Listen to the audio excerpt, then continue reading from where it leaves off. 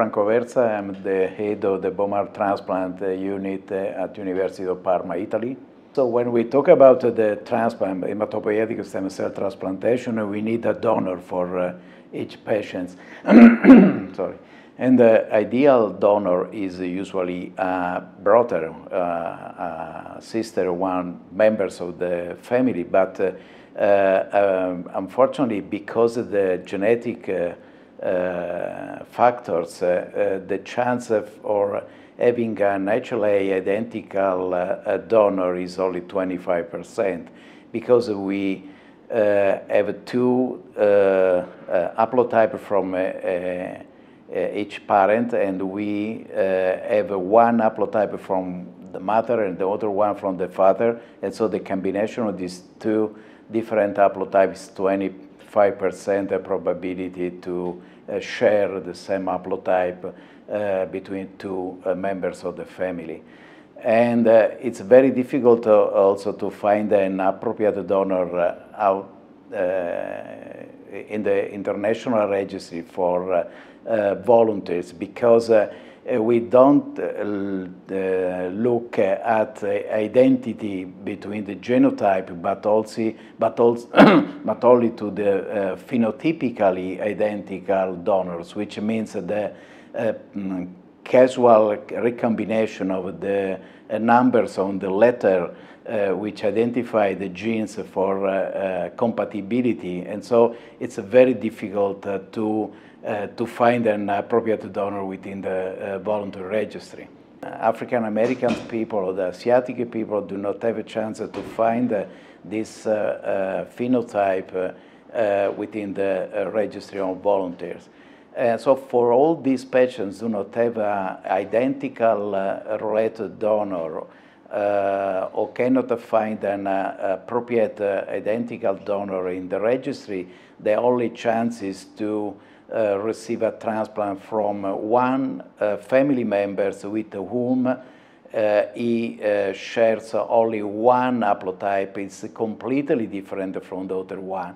For this reason, these transplants are called the haplo-identical transplant, because the donor and the recipients are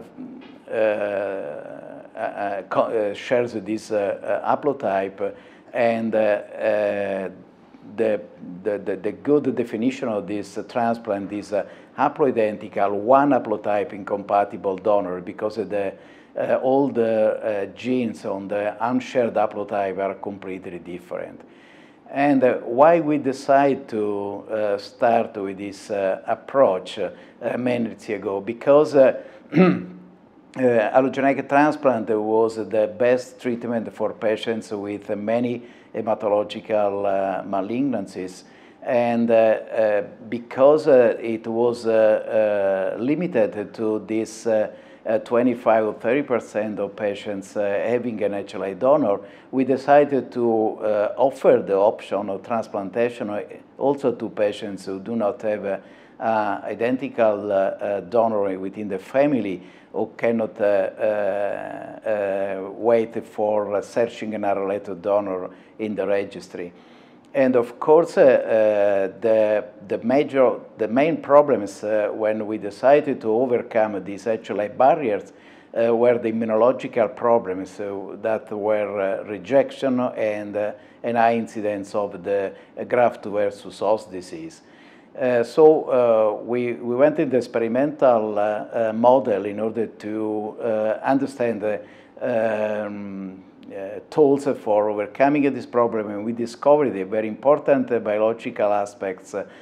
First of all, the veto effect of the stem cells.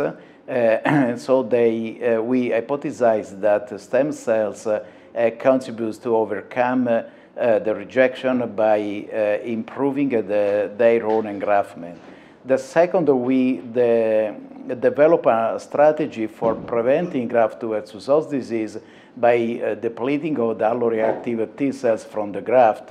Using this package, we have so far treated more than 500 patients, and we have enough patients surviving more than 20 years since transplant in very good condition and complete remission. And for this reason, I think haploidentical transplant is currently used worldwide. And we have a lot of patients treated and cured with this approach.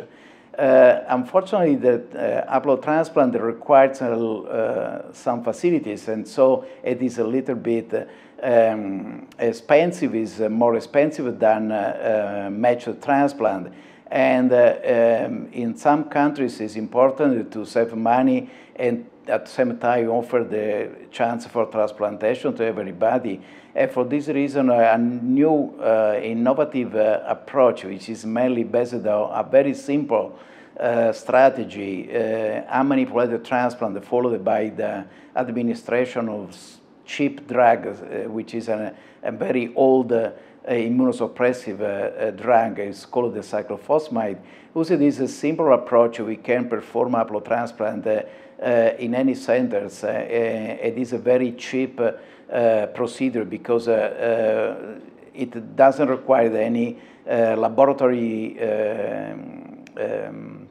facilities, and there is no need for treatment of the stem cells or the peripheral blood cells in order to prevent graft versus host disease.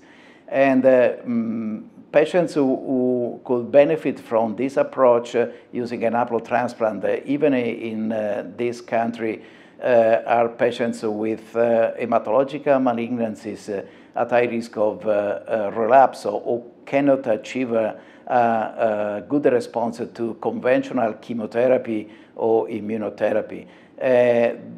And acute leukemia patients are, of course, the candidates for haplotransplant, particularly acute myeloid leukemia, but also acute lymphoblastic leukemia in adults patients, because in children, acute lymphoblastic leukemia do better with chemotherapy than in adults, and so the candidates for haplotransplant are adults with acute lymphoblastic leukemia and any patients with AML, including children, because they are at high risk of relapse. The second choice is patients with non-malignant disorders, such as aplastic anemia or thalassemia or sickle cell anemia.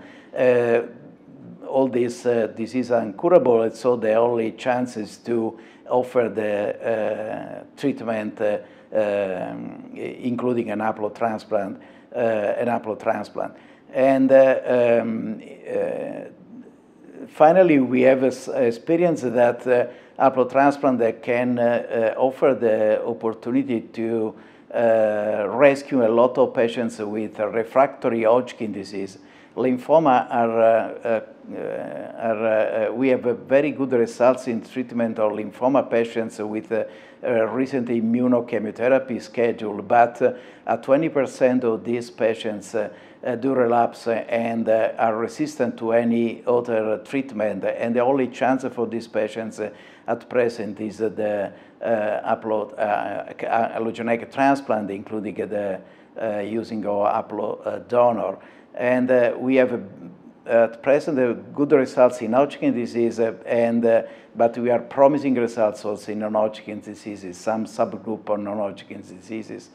And finally, I think we can offer the chance of haploidentical transplant even to elderly patients with multiple myeloma, because we are now exploiting the innovative approach which guarantee a very low toxicity to these patients and probability to control the myeloma cells. Haploidentical transplant is a platform for exploiting also innovative approaches, including post-transplant immunotherapy. And of course, it requires more facilities, GMP facilities, because we have to treat cells in order to improve the control of the residual tumor in the recipients.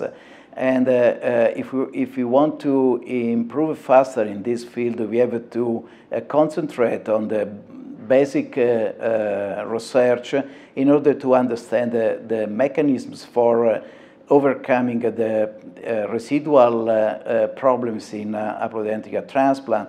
First of all, we have to increase the control of the infection in order to reduce the mortality. We have to better control the graft-versus-host disease, which may impact on quality of life of the long-term surviving patients.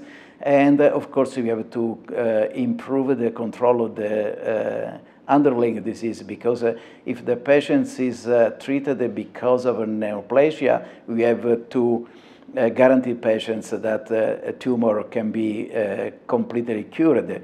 On the other hand, if we have patients with non-malignant disorders, the end point is only to achieve a mixed chimerism in order to guarantee patients avoid any supportive transfusion support, such as thalassemia or sickle cell anemia, for whom mixed chimerism is sufficient to reduce the need for blood transfusions.